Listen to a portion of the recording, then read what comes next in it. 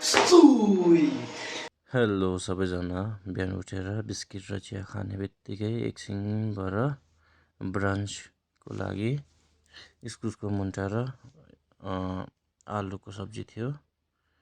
त्यहाँदेखि गाडीको तेल लाउनुको लागि गाडी स्टार्ट गऱ्यौँ। त्यहाँ बिहान चाहिँ पानी परिरहेको थियो नि त, तर वेदर एकदमै चिल रहेछ बिहान हिँड्नु। बिहानभन्दा पनि टाइम त्यस्तै 10-11 भएको थियो होला।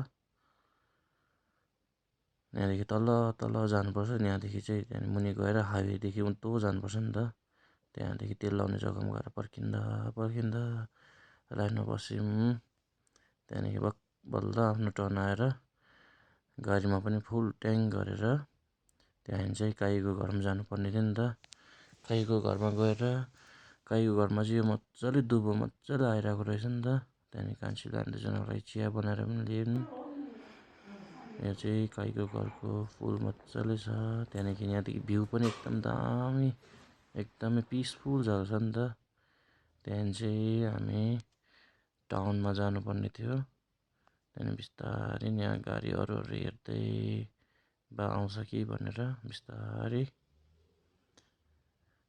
निकाल्नु पऱ्यो नि त, फेरि हतार गर्नु भएन। त्यहाँदेखि टाउनमा पुगेर पार्किङ गर्ने बित्तिकै पार्किङ फी कलेक्टरले लगाइदिइहाल्नु भयो नि त।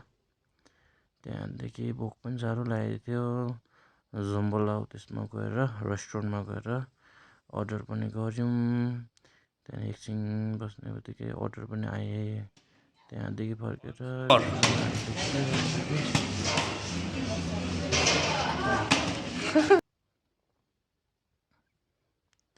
त्यहाँदेखि फर्केर चाहिँ हामी आमी भाबीको घरमा पुग्यौँ।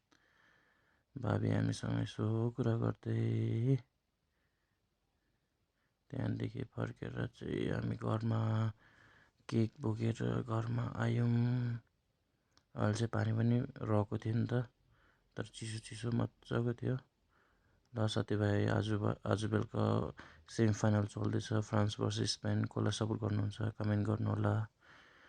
Thank you so much for watching my video.